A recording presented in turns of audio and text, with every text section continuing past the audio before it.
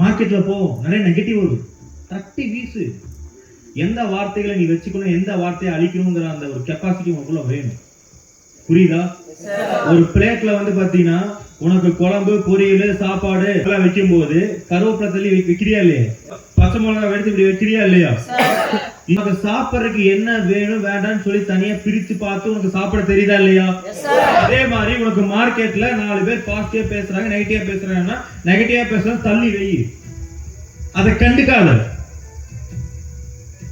உன 10 பேர் நெகட்டிவ் பேசுற அப்படின்னா நீ 1-2 பேத்துக்கு ரோல் மாடல் ஆயிட்டேன்னு அர்த்தம். உன்னை 100 பேர் நெகட்டிவ் பேசுறாங்கன்னா நீ 10 பேத்துக்கு ரோல் மாடல் ஆக போறான்னு அர்த்தம்.